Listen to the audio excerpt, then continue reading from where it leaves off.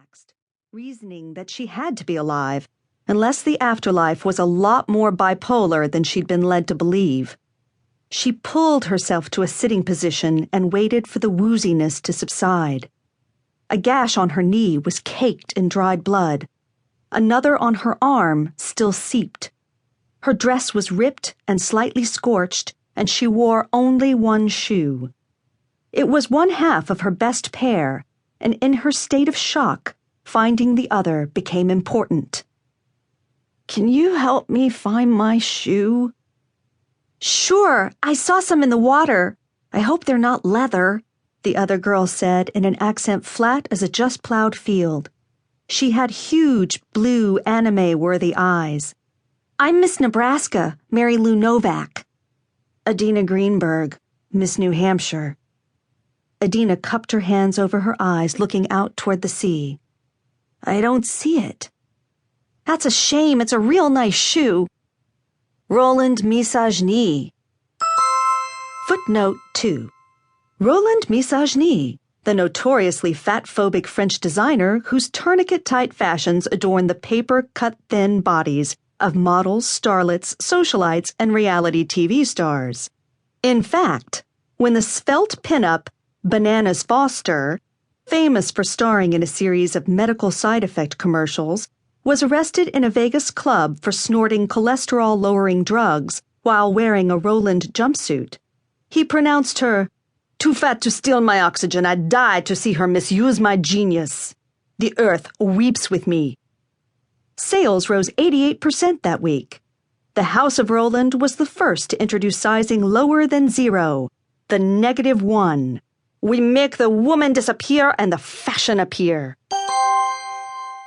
"Roland Misogny," Adina said, and she honestly couldn't figure out why. She didn't care about the stupid brand. That was her mother's influence. Shock. It had to be the shock. "If I can find my suitcase, I've got an extra pair of sneakers in there. I'm a size 8. "Thanks." "You're welcome. I like to be helpful. It's sort of a Nebraska thing. My pageant sponsor says I've got a real good chance at Miss Congeniality this year." Miss Congeniality represents the true heart of the pageant, Adina found herself repeating from the Miss Teen Dream manual. She vaguely remembered that she used to make a gagging motion at that, but she was too dazed for snarkiness just now. Dazed because, yes, when she'd been looking for her shoe, she'd seen bodies in the water. Lifeless bodies. "Miss Congeniality is an ambassador of smiles," Mary Lou said in a choked voice.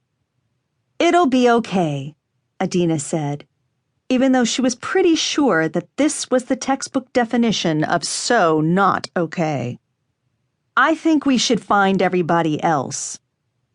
Mary Lou wiped her nose on the torn chiffon of her sleeve and followed Adina along the crescent of beach. The air smelled of smoke. A blackened metal wing lay on the sand. Sparkly evening gowns floated on the tide like jellyfish skin, the shininess attracting the curiosity of the seagulls who swooped over them in a repeated figure 8. Girls in various states of bedraggled dotted the sand like exotic, off-course birds. The contents of open suitcases and flung purses were strewn across the beach. A red, white, and blue fringed baton twirler's dress hung from a tree.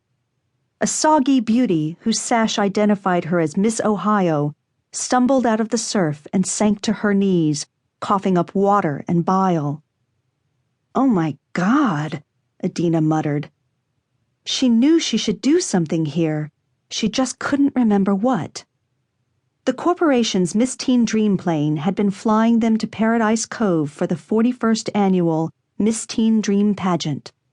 They were to film some fun-in-the-sun promotional pieces, ride the water slides, and practice their performance numbers. They had all just arrived in Florida the night before, and that morning, at 10 a.m., 50 beaming girls in outfits adorned with something emblematic of their states had boarded the plane. Adina had wanted to put New Hampshire's famous poet, Robert Frost, on her outfit, but her mother and Alan had said